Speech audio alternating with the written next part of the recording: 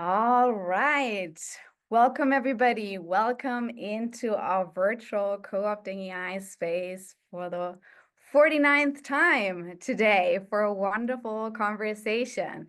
Come in, make yourself comfortable wherever you are. We have amazing guests today and a very intriguing and interesting conversation lined up for you. My name is Mona Sloane. I'm a sociologist. I study the intersection of AI and society. I am the host of the Co-opting AI series. I'm currently an assistant professor of data science and media studies at the University of Virginia. And with my lab, Sloane Lab, we do work on how AI changes or sustains the organization of social life. I'm thrilled to welcome you back. We had our first event of the season a month ago on museums, and I always take this opportunity to extend a heartfelt thanks to the wonderful people who make this possible, chiefly the team at the Digital Technology for Democracy Lab at UVA, and of course the team at the Institute for Public Knowledge at NYU. None of this could happen without them.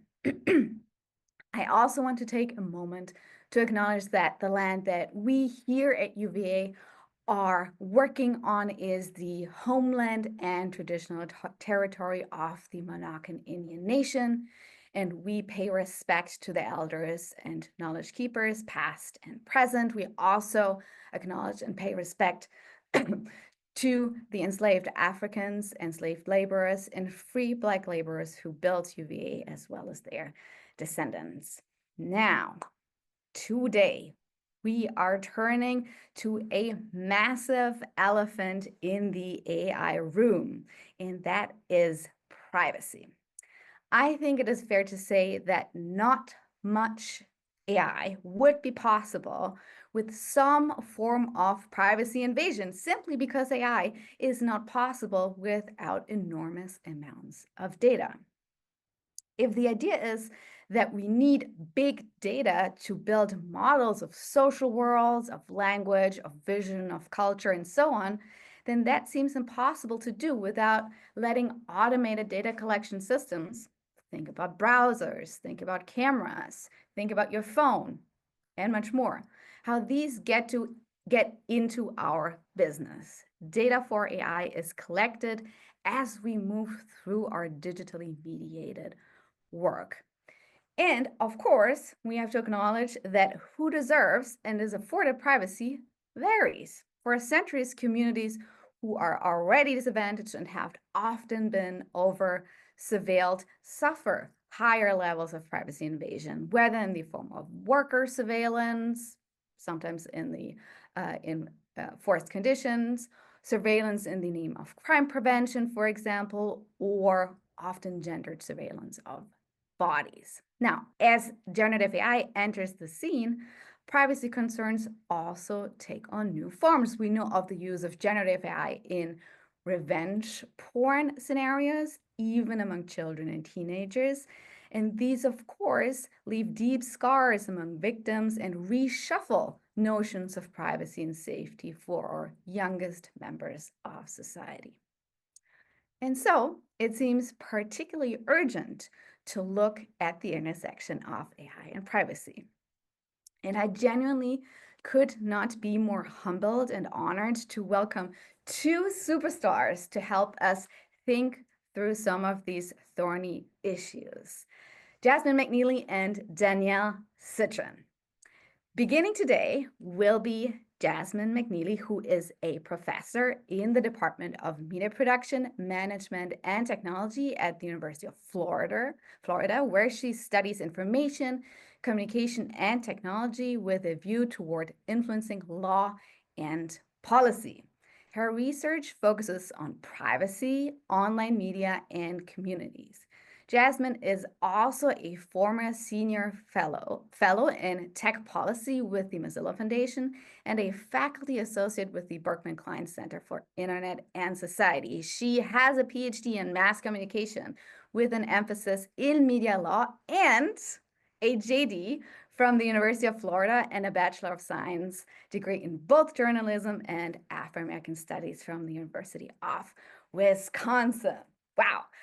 Following Jasmine will be UVA's very own Danielle Citron, who is the Jefferson Scholars Foundation Schenck Distinguished Professor in Law and Caddell and Chapman Professor of Law at the University of Virginia. She writes and teaches about privacy, free expression, and civil rights. Her scholarship and advocacy have been recognized nationally and internationally. In 2019, Danielle was named a MacArthur Fellow based on her work on cyberstalking and intimate privacy. In 2024, she received the International Association of Privacy Professionals Leadership Award, and in 2015, the United Kingdom's Prospect magazine named her one of the top 50 world thinkers. I also think she's the leading, most cited legal scholar in the US at the moment. In 21, she was named the inaugural director of the school's Law Tech Center, which focuses on pressing questions on law and technology. She has a book out called The Fight for Privacy, Protecting Dignity, Identity, and Love in the Digital Age. Highly recommend. That came out in 2022. And she has written many op-eds, over 50. You can also find her online. Now, a heartfelt and humble and warm welcome to these wonderful scholars today. Thank you so much, Jasmine and Danielle, for being here. A few words of housekeeping before I ask Jasmine to start us off. Both of our guests, as per usual, will provide us with a provocation. As they speak, I invite you, the audience, to please type your questions into the Q&A box at the bottom of your Zoom screen. I will collect those and fold those into the conversation. Now, enough from me. Thank you for being here. Wonderful audience, wonderful guests. Over to you, Jasmine.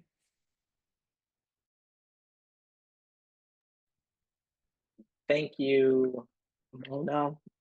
Thank you, everyone. So glad to be with you all today to talk about privacy. One of the things that I could probably talk about a lot, and I'm so honored to get to hear from Danielle as well. And because privacy is something that's in the news every day, perhaps on an hourly basis, and when you layer privacy and technology together, there's even more to talk about, not the least of which is 23andMe, which just filed for bankruptcy protection in the news. So I was like, wait, maybe I should talk about that instead of this. But I think it all connects. And how it connects is I think there's a intense conflict between who we are and who we're computed to be, and what that means for us as we have to participate in systems that want to know what and who we are. For some of us, the stakes are even higher and the impacts are disparate with respect to what is computed and what is how we are identified. Are we a good risk? Are we a good candidate? Do we deserve to live here? Should we be the person for the job? Do we belong? These are the kinds of questions that the machines are answering based off of snapshots, millions and billions of snapshots being used to predict and infer who and what we are. And I think we have a problem with listening to the computation versus understanding who people are. And I want to illustrate that from one area of privacy that I've been working on for a while now. It has to deal with sound. I like sound. Sound to me is illustrative of so much of who we are. I'm a music head, love music. The music says a lot about you, or it can, right? Even the recommendations that we get on whatever recommendation system that we have can tell, or at least predict, some things about you. But also the sounds that we make can predict, or be used at least to predict, a lot about it. So At the end of February of this year, MTA, famed subway system in New York City, announced that it was partnering with Google Public Sector to collect sound. And this collection of sound was going to be used to diagnose issues with the subway. So it'd be a sensors basically attached to people's phones, and the phones would compute. I'm making this very simple. Computer scientists in the audience, don't come for me, but make it very simple. The sounds would be computed to help diagnose, like, what is that noise? This would be the old way we would go to the mechanic and try to replicate with our mouths the sounds that our cars were making. Well, this was the updated version, using a phone to hear, to listen, and then to diagnose what is going on. Here's the thing, when you have a system like this, it's not just the sound of the tracks, it's not just the sound of the train that's going to be collected. It never is. Basically, what we're talking about is going to be a collection of sonic data. So representations and observations that define the characteristics of sounds, and it's cognitive. So how we make those diagnoses, oh, we have some bad brakes, we have a loose screw, whatever, but also the emotive forces. Now the emotive forces are from us, right? Basically what I'm talking about is bioacoustics for humans. Bioacoustics is not too old, but kind of old science where sounds are collected and they can tell you a lot about what's going on in the environment. It's used a lot to think about biodiversity. Like, are there these kinds of birds here? Are these animals actually extinct? Do we have a good array of different kinds of animals in certain kinds of ecosystems, right? Those are great things. But what about when it comes to us? Do we want to be characterized in the same way?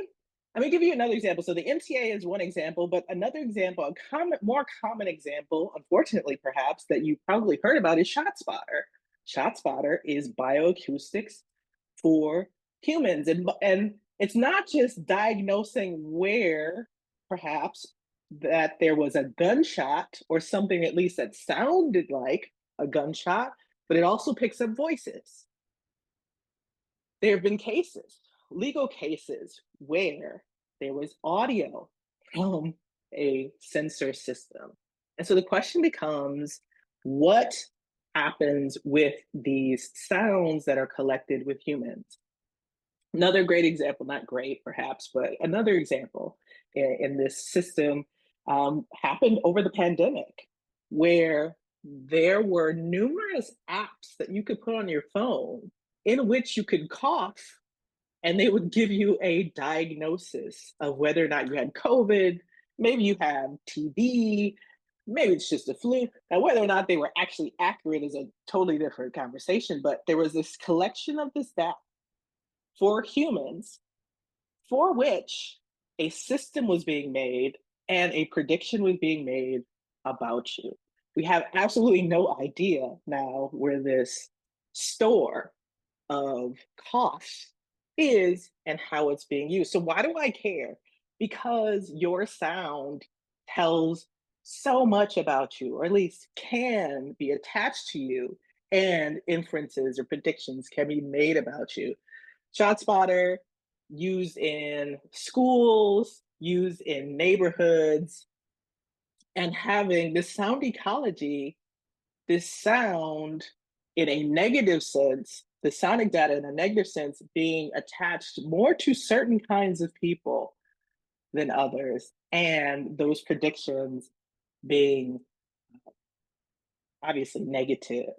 But like, how do we deal with this? I've been thinking about, like, sound is what it is, and even if the sensors don't hear it, we hear it sometimes, right? So what do we do with this? How do we deal with something that humans can hear, but computers can hear as well? And I thought about this idea of hearing versus listening. So I can hear a sound, but I don't necessarily need to go through the process of processing it and then making a judgment about it that I retain. and then used to predict. Hearing, recognition, involving an input of sound from a source and an understanding of it. But listening, perhaps the computation, is more of an intensive, an active processing of sound. And then the use of that diagnosis, that prediction, that inference, often in ways that we don't really understand or can't really imagine having such a negative possibility. But as we see from ShotSpotter and other similar systems that we have very little control over, that can happen. That once a sound is made, once a sound is processed, it could be used in so many different ways. I think that's indicative of artificial intelligence, and not just generative AI, but artificial intelligence and other technologies in general. Once data is used, collected, used, and entered into this ecosystem, we have very little, if any, control over it. And also, we have very little, if any, control over the impacts after it's in the system. We do, however, have the possibility of making interventions before. And I think that in the United States, particularly, we are behind. The states have come in and tried to help, but we absolutely need federal intervention into this space. And that intervention needs to be on the side of us retaining some kind of authority over deciding who we are instead of machines and those in control of the machines deciding who we are and what we could be. And that's my thought for this. Thank you so much, Jasmine, for sharing that. And I have a ton of thoughts and questions already in my head, but I'm going to hand it over to Danielle and just remind our audience that you are more than welcome to pop your questions into the Q&A box, and we'll start to fold them in later as we start our discussion. Thank you, Jasmine. Danielle, over to you. Thank you so much. Mona, thank you so much for having us. And it's wonderful to be alongside Jasmine as always. And I loved that, just to pop briefly on the idea of music, which I'm not going to talk about, but that I gave me a lot of joy. That had a massive dopamine hit at the thought I'm like a Spotify super user. And I make sort of playlists for my classes. So there's a Privacy 2025 playlist for my students. And so you just gave me a jolt of joy. At a time where it's hard to have a lot of joy as we think about privacy violations, right, in the news, indeed, every day. And what I'm going to talk about, and I love the framing, Jasmine, of like the choices that we make and who we make legible, right? Who we see, and who are the who and how in the data that we become in these systems to make decisions, to classify, to categorize, to synthesize data.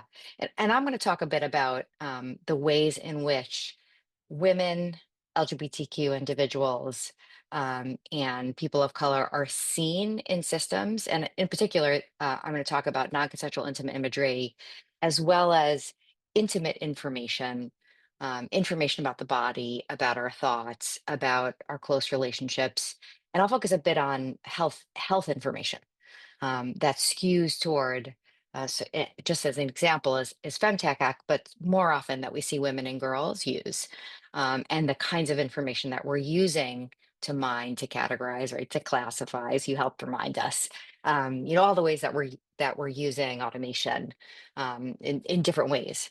To bring us back to the theme of the whole project motive that you're working on, which is of course AI and the role that it plays in society. Okay, so first, the intimate privacy violations that have a disproportionate impact on women in marginalized communities. So non-consensual intimate imagery is a growth industry.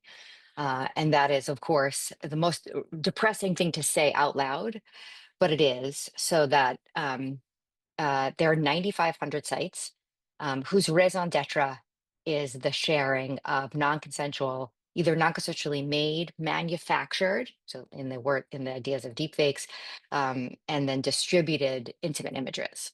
So those sites, they are a growth industry in the United States because they enjoy immunity or shielded from responsibility under Section 230 of the Communications Decency Act. And what you'll find when you look at these sites, and these sites that are training systems, like as we think, I always tell my students, AI is us and us isn't pretty, right? That us is the internet, the publicly facing internet, and the publicly facing internet with these sites of non-consensual intimate imagery. So it's, of course, nudity that someone didn't want to disclose, and it's often not, they're sort of like they're images of exploitation, but it's often not the most, I mean, it's not pornography in the sense that it's not good looking, there's not great lighting, but it's exploitation and shame. It's people who just don't want to have their nude images shared with others. And more often than not, so on these 9,500 sites that are more often housed in the United States because they enjoy immunity from responsibility, more often people who are pictured are women, they're LGBTQ individuals, and more often they are having a marginalized identity of another sort. So integrate that, right? And so that's what's training a lot of, as we say, like, what are we training synthetic data on, these generative adversarial network, whether we're creating synthetic data or we're just training, images to synthesize. We're training it on people whose images they don't want there, right? It's not just, of course, everyday people whose faces are going into the Clearview AI database, right? For example.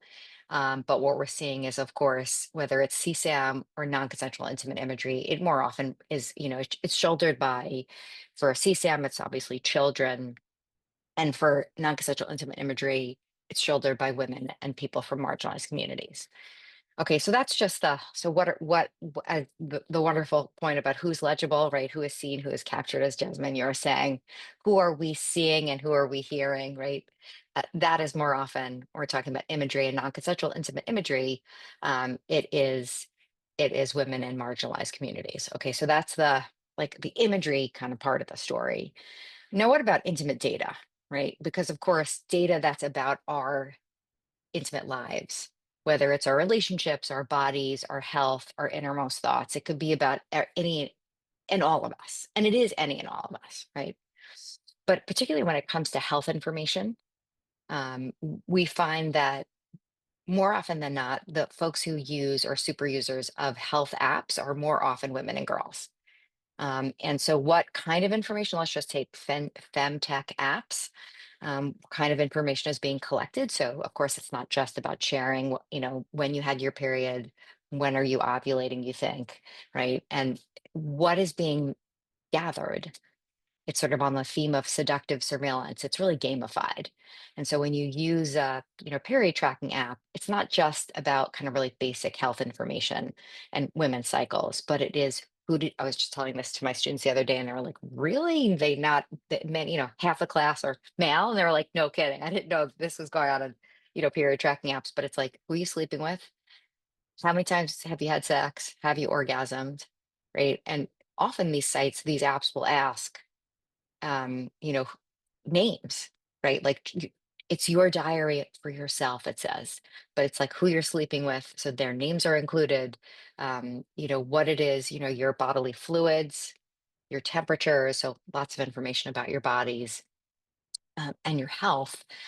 And if we think about it, those kinds of details we think are that, these companies and apps tell us this is great. This is for us. It helps us feel more in control. And we're on your side, right?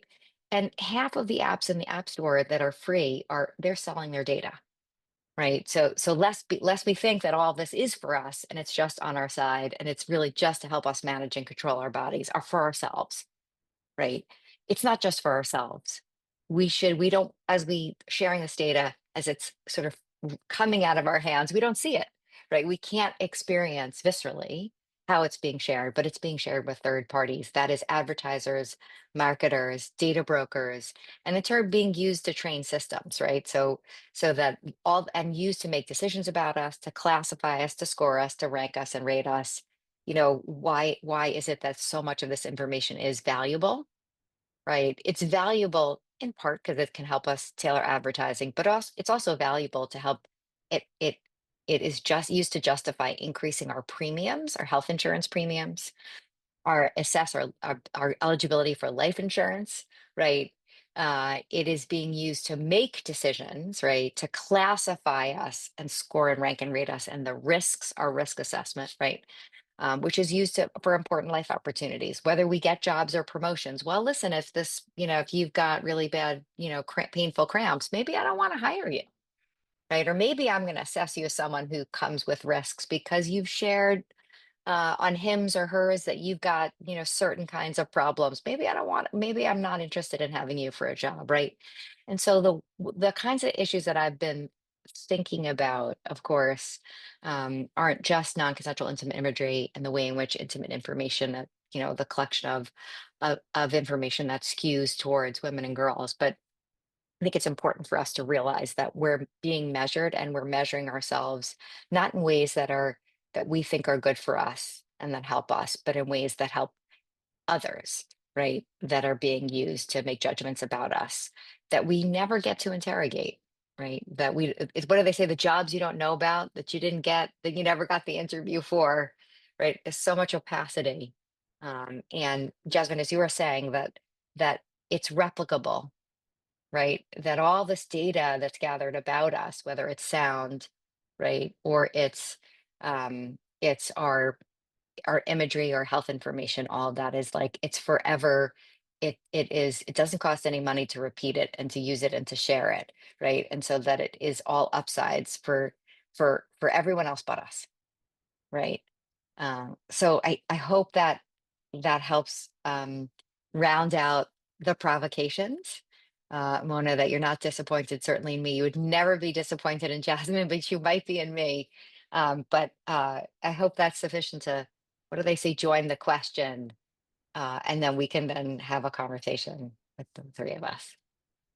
Thank you so much, Danielle. I would never be disappointed in you ever. And thank you again, Jasmine, for your contribution. So this is another call for the audience members to start putting questions into the Q&A box. I'm going to sort of take chair's privilege, if you will, or moderator's privilege, and start asking some questions.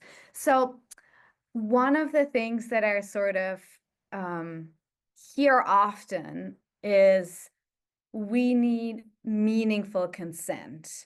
If people only knew better, they would make better decisions about what data is collected, if it is used for a training or not, and or how it is used.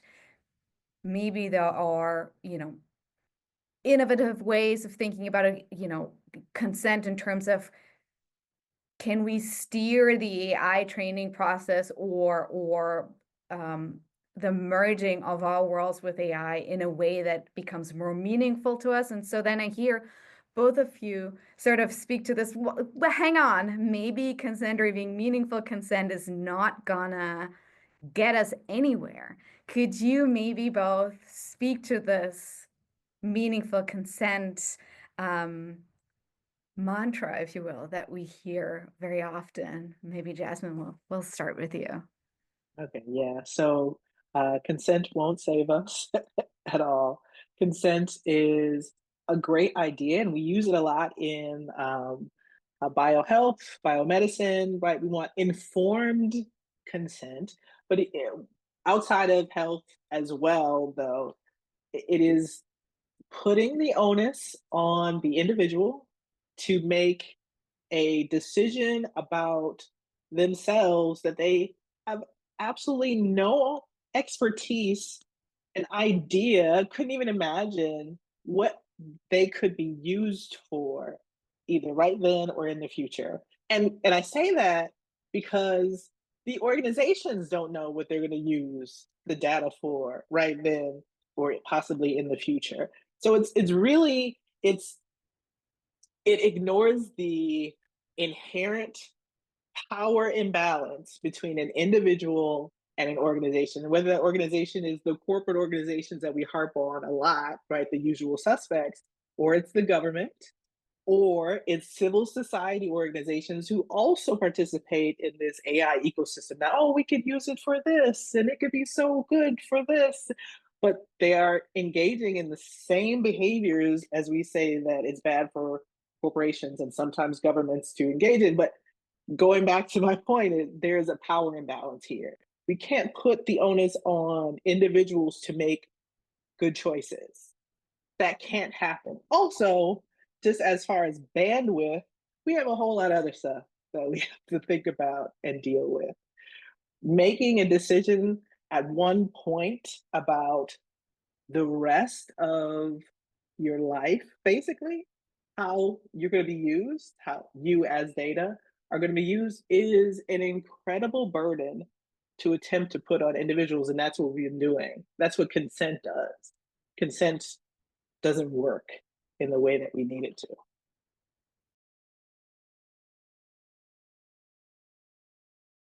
Okay, we want me to pop in. Okay, so I'm gonna echo Jasmine, that kind of idea of consent as both magical and it's myth, right? So of course we think of consent as like sprinkling fairy dust on all the things, right? That consent can cure all the problems, and that also can answer.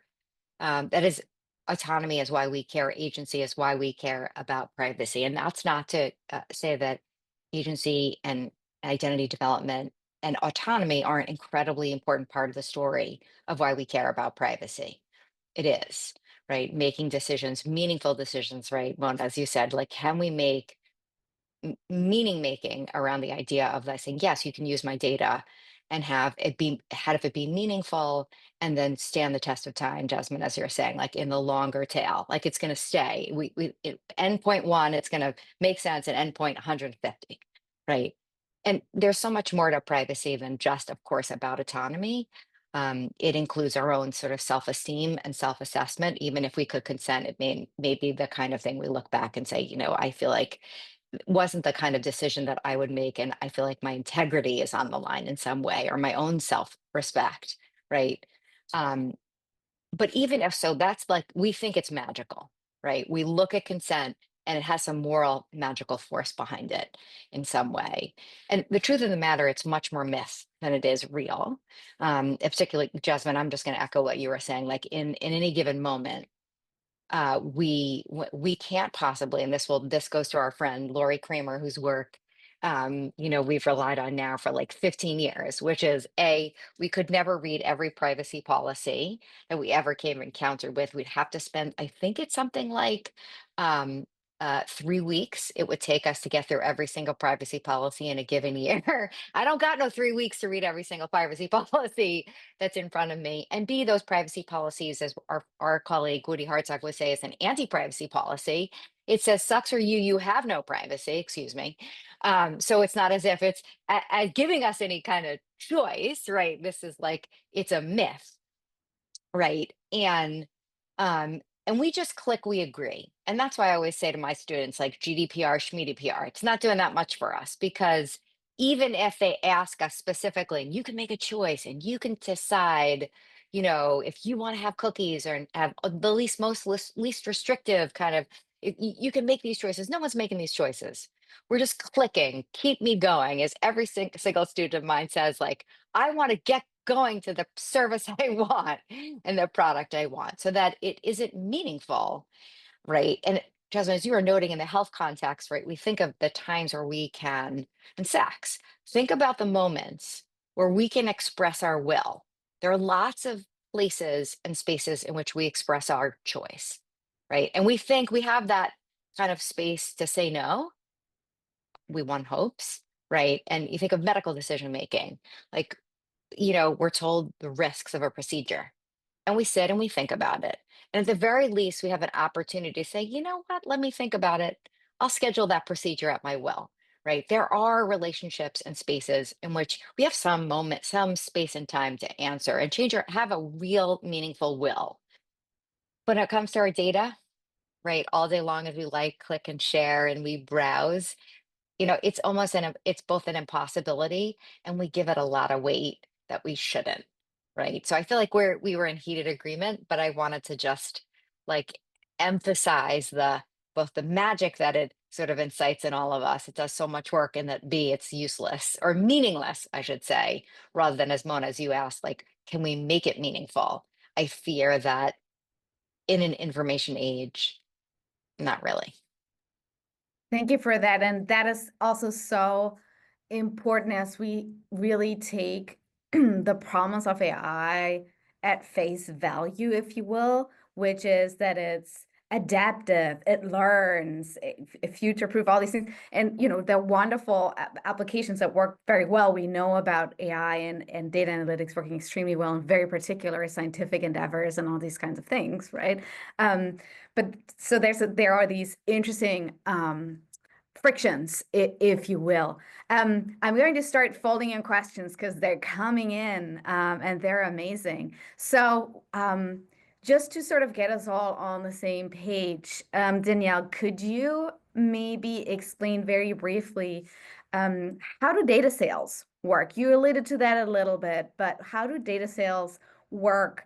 Who who who buys that data? How does this whole ecosystem work? Very briefly, especially about the intimate data. You bet. Okay, so in the United States, we have a sort of our default is that we can collect, use, share, and sell data no matter how intimate. Unless you, and the only caveat is, of course, is you can't lie. And in certain circumstances, we might understand a practice to be unfair, right? And there's some state laws, right? Jasmine, you're referring to some state laws, but they're basically permission structures to collect and sell. And it's only when we invoke rights that we're choking on that we don't use, right? That we might be able to say, delete my data like 23andMe, right? The California AG is encouraging everyone to delete your data. If you live in California, you can, and you have that right. In Virginia, we got no such rights, sadly. That is to insist upon deleting our sensitive data, I think. So, the whole ecosystem of the surveillance economy is a yes, right? And so you ask, like, what's animating and why do we allow the kind of sale and resale? And why are there 4,000 data brokers that have 10,000 data points on every single one of us? And I think we're categorized into something like 650,000. I didn't think I'm that interesting, but each and every one of us are in some categorization along 650,000 different types, right? Jasmine, I'm sure, I hope I'm correct in saying this. And and you'd be amazed how we are sliced and diced, right? And it is so lucrative. And so to answer, I hope I'm answering the question of, like, why is this permissible? How does this work? It works because it is amazingly lucrative, right? To be in the business of buying and selling. And because we don't have, as Jasmine noted, a comprehensive federal privacy law that would have substantive restrictions on the collection of sensitive information, at least not yet, nor do we see them really around the globe.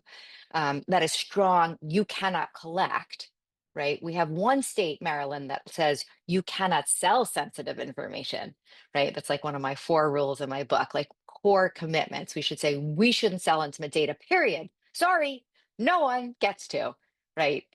You've got to ask me personally, like, I can't be sold onward. And that's our problem in the United States, is like we live in a truly frictionless sharing and sell environment, with some speed bumps, but they're really small speed bumps. Which is also interesting because it reiterates this sort of idea that AI is a productive force, right? And it reproduces sort of social distinctions, social organization, all of that. Benjamin has, of course, been speaking about those for, I think, 6 years at this point. Jasmine, I have a question for you before I start bringing in even more questions from the audience. Keep them coming, dear audience members. They're wonderful. So Danielle said, we don't, and both of you said we don't have comprehensive privacy policy or law. We also have the problems around consent, which consent seems to be fairly well defined, in part because we had to define it as part of scientific research and IRB and all of these things. do we have a good I mean, my apologies for this very basic question. In your opinion, do we have a good definition of privacy anywhere, or is it a lost cause? Or do you know what I mean? Like, what about that term? Is that a useful term? I think it's useful in that it identifies a range of issues and topics related to what we consider privacy. So Danielle mentioned some earlier: autonomy, agency, but I'll throw out Woody as well, obscurity. We have things like just basically choice, right?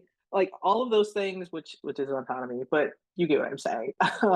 So there's a range of different um, psychosocial issues that fall under what we consider privacy. And at any given time, we can talk about any of those or all of those all at once. So privacy is not as exacting as perhaps we'd want it to be, but it does cover a wide range. And what we see is that in some attempts at law, there'll be coverage for certain things. I think the states have the torts pretty well in hand, like the invasion of privacy torts, many of the states have.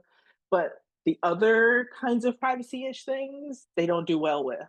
They're hard to define, they're hard to unfortunately quantify, dare we say. And so it's hard for policymakers to create um, more specific kind of rules or regulations surrounding them. I think, though, that privacy is still a good word, but it encompasses so much more than just the uh, traditional things we think about with privacy, especially with more and more innovations. It's more and more stuff that comes under this umbrella.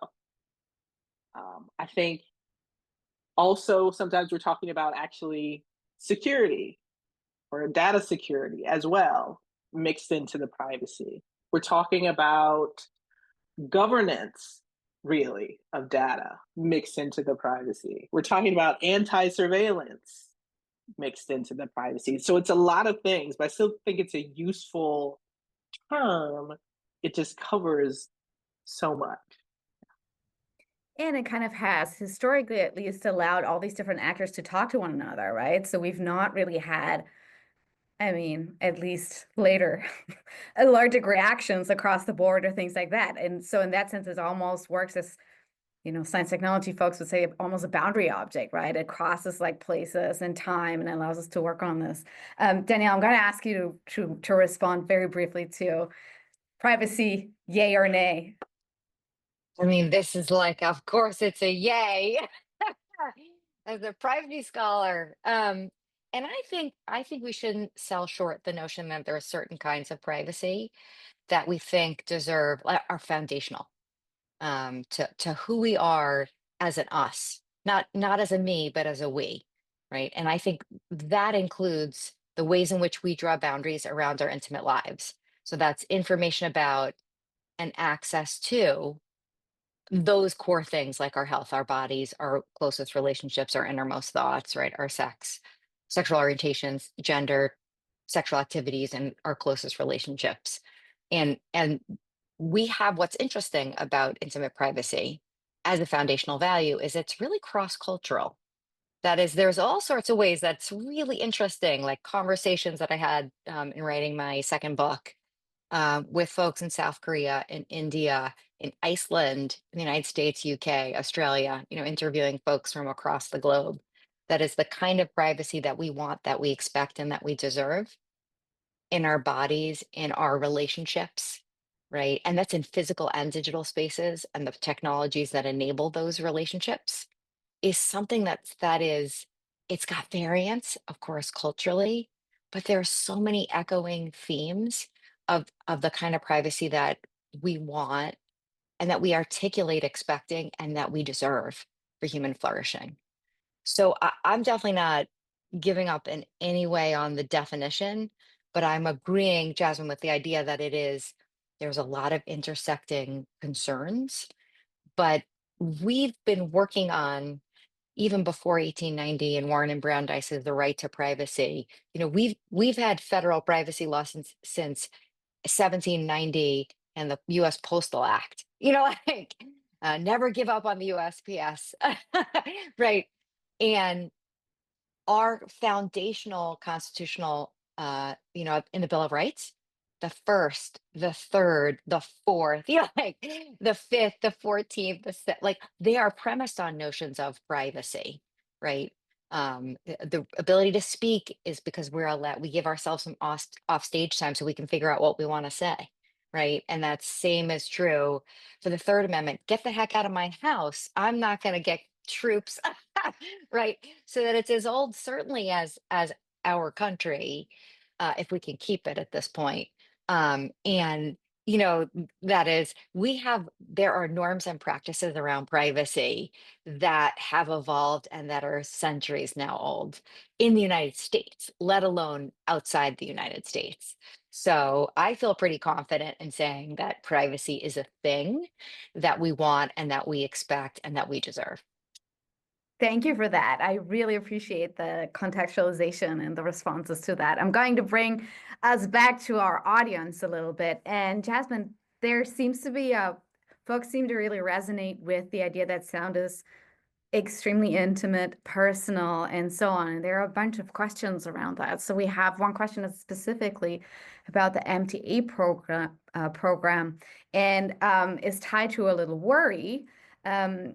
Namely the worry that perhaps generative AI is used for transcription. So this question is the following: in your opinion, is the threat of sound recordings of public spaces that the recordings are being made, or that it is so easy to transcribe and process by machines with large language models? So is the tail getting longer, in your opinion? So the tail is getting longer, definitely. But I think both of those are concerns for me. One, that it's being collected, period, right? That the sound is being collected. Sounds actually are being collected, but also then that it's being transcribed or analyzed for what, who, what, when, where, why, perhaps.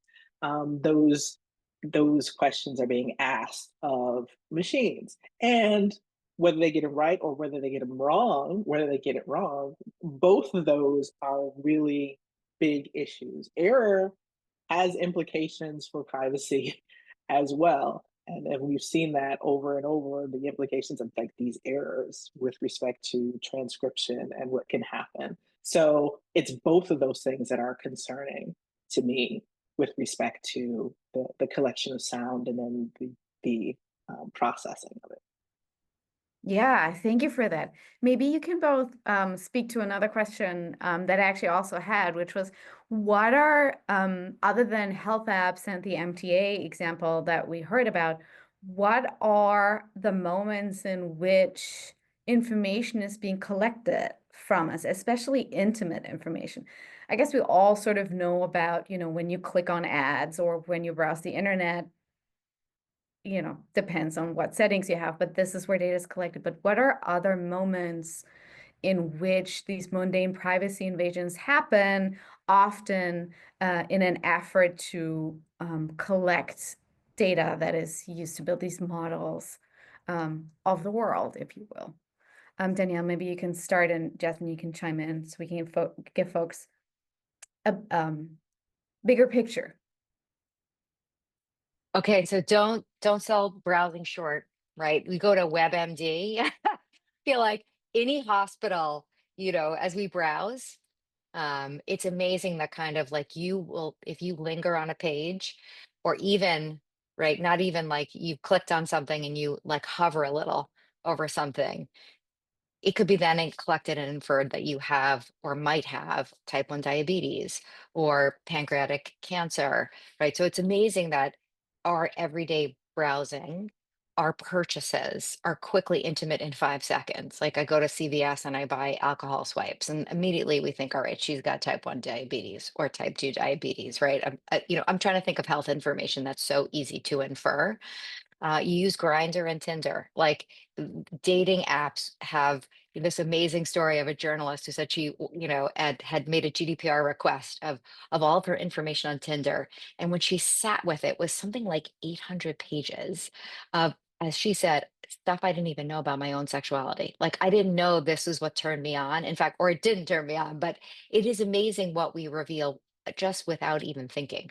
And that's just it's not even the conversations, it's the people that you looked at, you swiped on, you didn't swipe on. It is so it is amazing the kind of information that we reveal. And sometimes when we amass information, that is, as we gather the most innocuous data points about us, that in two hops it's pretty revealing, right? What do they say? Like, I feel like Ryan Kayla would say, like, it's pretty fast, we infer from the intimate, from the prosaic, the most intimate, right? And it happens so quickly. And I would say our searches are so deeply personal. Our reading habits, I'm channeling Neil Richards now with intellectual privacy and Julie Cohen, but it is amazing. Like our reading habits, our searches tell us about who we are and what we're thinking about.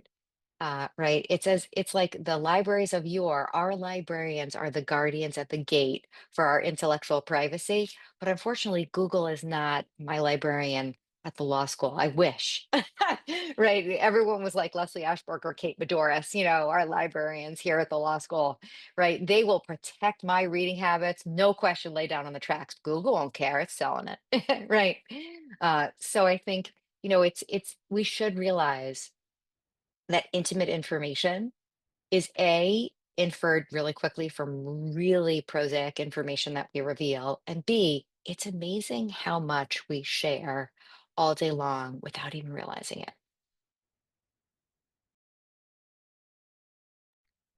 Yeah, I think everything that Danielle said is absolutely spot on. And I also would say, like, let's add the um, extra part of that, or the network part of that, and that is that there's a rationale for wanting to know so much about you.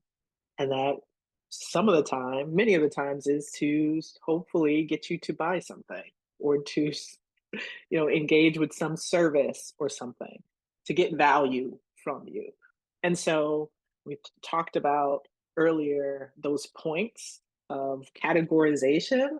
Those can also be thought of as, like, thank our marketers, our advertisers, for many of those points, because how do we appeal to your demographic?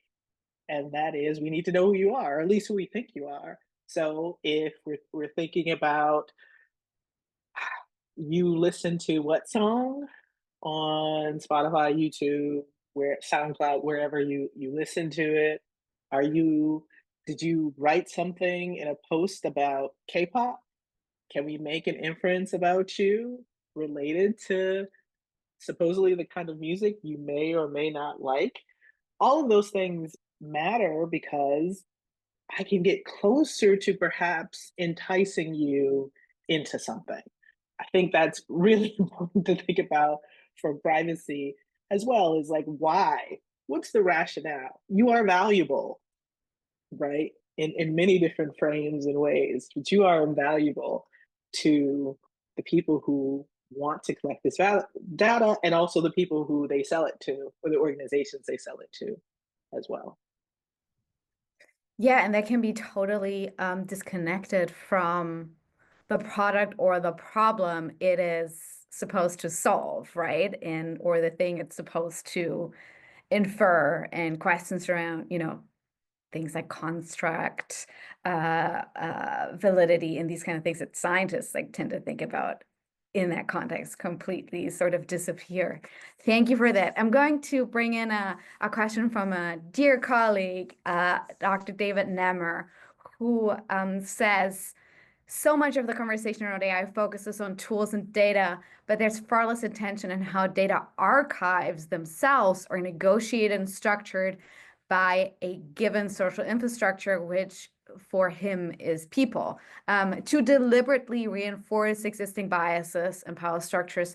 How might we imagine or design a data archive or repository that doesn't amplify these biases or uphold the status quo, but instead works to challenge and overcome them, or dismantle such social infrastructures at the core of defining these data archives? So that's a big question, but it's one that goes back to data brokers, data collection, reusing, harvesting data. Jasmine, I'm going to stay with you if you could speak to that briefly, and then I'm going to bring in more questions as we move on. So I'm going to solve this in 1 minute, of course, David.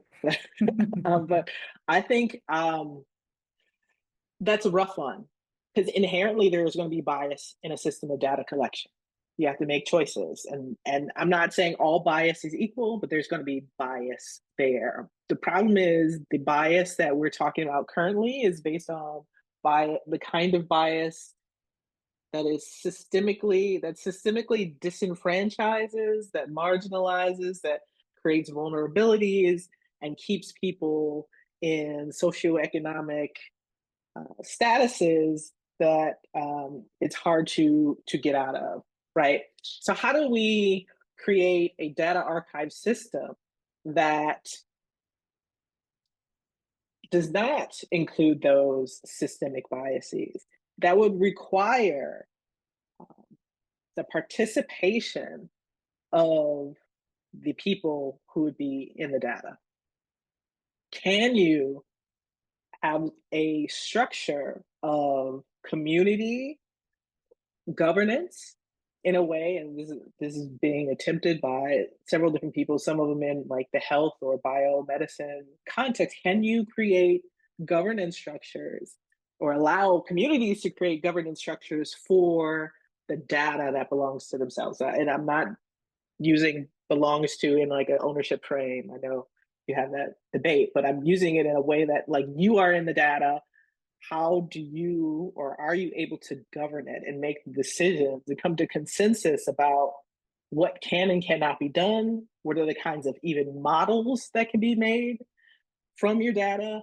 I think what has to happen is there has to be a mechanism created for communities to be actively involved in consent and governance of data collection, use, storage, access, all of those parts of the life cycle. That doesn't solve everything, but man, it is so different than what we, quite frankly, now have available. And not just for new data structures or data archives, but also those archives we already have. So public records, can we, having community involvement with how to rethink, revise, restructure what's collected, how it's collected, and who has access to it, also how it's interpreted. I think we can rethink, we can start to do that and rethink those already established data archives with active participation. And quite frankly, people do want to participate in these kinds of mechanisms and activity. Thank you for that, Jasmine. And that's so interesting that you say that, because one of the things I often hear is, oh, folks don't care, or they're too busy, or they don't know about these privacy invasions. So there's always an argument about literacy that's not there, which I don't think quite holds anymore. But I'm moving us on, because we've got so many good ones, and audience members, please keep them coming. So I'm gonna shift us towards sort of fixes, and a bunch of questions around that. Jeffrey Perron is saying, well, what about a trustee, like a third party, to evaluate pros and cons of sharing your information, for example? So trustee, there's a fair amount of thinking around that. Then the right to be forgotten, which of course is as prominent in Europe and in the GDPR, and it's an interesting concept. What about that? And then Emmanuel Moss has a question around tech fixes to these kinds of problems. For example, differential privacy or encryption.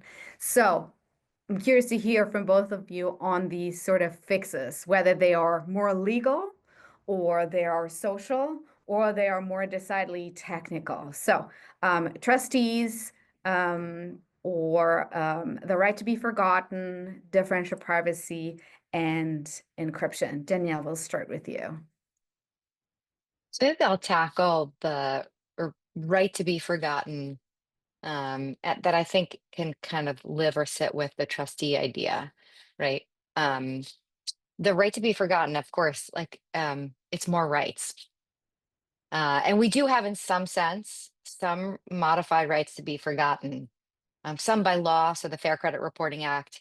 If you have a criminal conviction or bankruptcy that's over a certain, it's stale. It's like 7 years, 10 years. Like you have to leave it off a credit report. And that's, I think, a helpful kind of a default shifting and a required minimization, right? That you don't need to exercise rights. Like it doesn't depend on the resilient self to be exercising all these rights that I'm choking on. I have too many, right? And the right to be forgotten.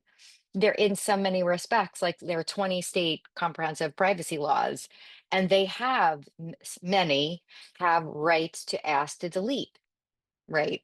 But I asked my class that literally covered state privacy laws yesterday. And I asked my class, so who's ever made a request? These are 80 privacy students in law school, and not a soul raised their hand, right? Not a soul.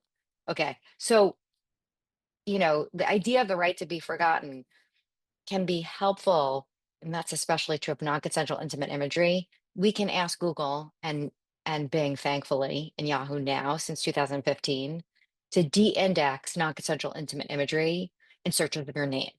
And that's thanks to a pleading, at the CCR, at the Cyber Civil Rights Initiative, working with then AG Harris, like got companies to make that choice, like a right to be forgotten that they'd recognize, in victims of non-consensual intimate imagery. So consent in that way, or choice to be forgotten, is so meaningful, right? But as to each and every company, like we don't know the thousands of sites and thousands of data brokers that have our information. And there's one way. So I'm going to take then the trustee idea. So like it's too many rights, we're drowning in them, right? But in California has the Delete Act that as of January 2026, it's a one-stop shop where you can go to the data broker registry in California, or you will be able to, the CC, that's run by the California Consumer Privacy Agency, and once ask all of the data brokers that are registered with California to delete your information. You don't have to go to 4,000 of them or 500 of them as it is now. There are only 583 data brokers registered with the California agency. But in a year, that's like the trustee model. You can trust CCPA, the agency, to then ask companies have to then fulfill your request to delete your data from data brokers. And that's sort of, I think, what the person is. I could be wrong, but the trustee model of like, these are my wishes. You go ahead and carry them out. It's like a law inscribed wish. Not yet, but soon in California. And we just don't have, like, privacy isn't like a big money maker. Like this goes to Jasmine, your insight. It's the, as you said, ready? Who we are and who we're computed to be. Right? We think we are something, but who's computing us? It's the money makers, Jasmine, as you're saying, right? Like, so the incentives around trustee model that, companies don't want to have models, right? Like they want to amass our information. They don't want to delete us. We don't yet have like a trustee who can take my wishes and operationalize them across the web in every company. So it would be cool if we did. Uh, Sign me up for the service. I'll pay for it. I don't think there is such a thing. I think we need law for that. Agree, totally agree with that. I would just say that the question was, are the fixes legal, social, or technical? I would say it's all of the above, and it has to be. They have to be working in combination. AI and other technologies, the data collection tech, that's a socio-technical issue. You can't to say, oh, it's the technical and they have to stop doing this, they have to fix this. No, this is about also the social part. And that is, how do we persuade in some way people to do something that is valuable for us? And that has been a question that advertisers or marketers have had for time immemorial. Like, you have value. Either it's value from money, right? Or it's attention, it's time, it is the like inferences that you give off that tell us something that could possibly be valuable for us. And that's a social thing. And combine that with technology that collects data about you in the background or in the foreground, quite frankly, or also that deceives you into doing things that you otherwise wouldn't do, but for that design or that technology, combined with a lack of regulatory oversight and prohibitions on data collection, use, sale, access, security behaviors, and we are where we are currently. So it's all of those things have to be working in combination. One of the ways, and I think Danielle mentioned this earlier, is having a comprehensive law that says you can't collect data in this way or this kind of data. Shutting that down. That means businesses have to change their business model, and they can do that. And many of them are robust enough to do that. But shutting down like the fire hose has to be one of those things that has to be done, along with the technical and along with the social. The social will be the rough part. Very hard to do, change social structures and beliefs and ideas, but they have to happen in combination. Yeah, thank you for that. And as Danielle said earlier, AI is us and us ain't pretty, right? So I want to, so there's another cluster of questions that is around agency. What can we do? What can we do as we maybe want to continue using some of these services because they are indeed useful to us? I'm really interested in this notion of usefulness here as well, actually. So especially with regards to period trackers, is there something that can be done? But also there's a question by Avita, and they asked, how can we raise awareness amongst users, especially super users of these health apps or wellness apps, all these kind of things.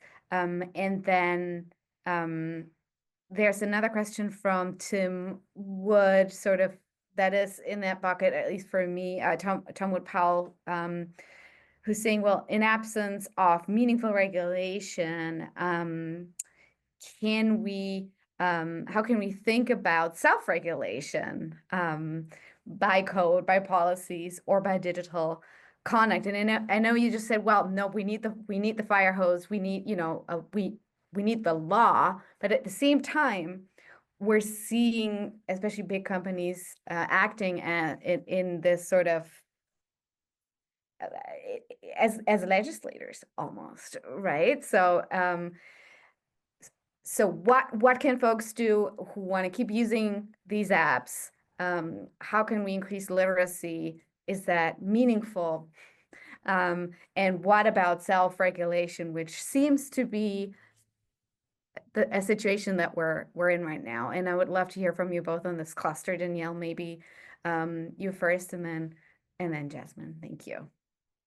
I'm literally the most depressing person on this. Like, so I don't know if Jasmine, you want to take it over, because I'm so over self-regulation. We've been living in that land for 25 years at the content layer.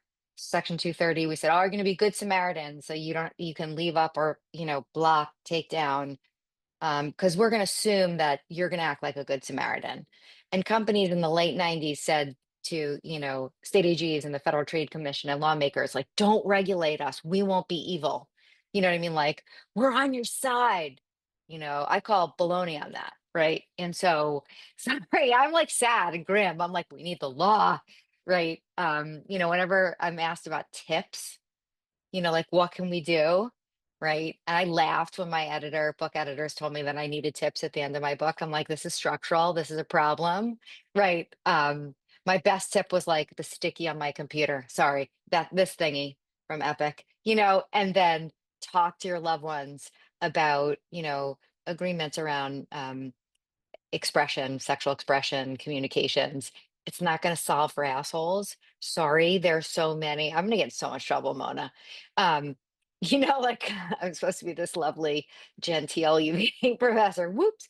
Like I can't solve for the evil that is in us, right? And so I worry that we're at the place that we're at with a lot of suffering in my world around cyber civil rights and online abuse because we've said, we'll self-discipline, platforms can self-regulate, and I just call nonsense on that. Sorry, depressing. I just want to make sure I'm understanding self-discipline by the platform or self-discipline like each individual, because self-discipline. Yeah, go ahead. So Tim just clarified and said on the demand side, not on the supply side. But I also want to, so that's a helpful clarification. But I also want to just point back to the question around, I want to keep using a service or a type of service. Is there anything I can do? It seems like organizations don't really respond to necessarily their consumers until they start losing money. So scandal works, uprising can work, but at the same time, again, that's placing the onus on the individual to do something, right? Take your power back, whatever. And as I said earlier, it doesn't work. It shouldn't be on individuals and groups of individuals or collectives of individuals to attempt to force billion-dollar organizations to change when those organizations have very little incentive to change currently. So literacy is great. Digital literacy, AI literacy, the various literacies is great personal edification. It can't be our remedy for what's ailing us in this area. And so we're coming back to structure, right? Social structure. And I think though that there's a place for us as educators as well here, right? So we have a comment from Tiffany Esteban, who is they say I'm a librarian from California here, and they're talking about data literacy, but also the particular challenges around AI, tech, social legal environments when it comes to that. So I think personally there's something around what certain communities already know about these problems and maybe the sort of on-the-ground strategies that they've developed, whether that's professional communities or other kinds of communities, or even really small social units such as families. Danielle, you spoke about that. It seems there's a lot to do. We've landed on the need for law. Again, we landed on the macro, social, and technical dimension. We've also landed on the idea that privacy is a useful term. It includes a lot of concerns. It also is something that can be activated, that has been activated, and that is powerful in that sense. And we should not give up on privacy, particularly as we consider things like innovation and science and all these things that get us excited in our professional lives and our personal lives and so on. We are at time. I want to thank my amazing guests today, Dr. Jasmine McNealy and Danielle Citron. Thank you so much for joining, for giving us the real talk, for being here and sharing the space and energy. I appreciate you. I appreciate my team, and I appreciate you, the audience. Thank you for being here. This conversation is going to go up on the internet, on YouTube. You can watch it. We have more co-opting AI conversations coming up, 2 more next month. April 16th, we will talk about AI and Texas. And we will be welcoming Ruth Bronstein, Eckhart Anson, Max Cassie. That will be our 50th show. And then the last one in this season will be on debt on May 14th with the wonderful Simone Brown and Erie Meyer, formerly CFPB. So we'll have lots to talk about. Thank you all. Have a wonderful rest of the week. See you again here and take good care. Thank you.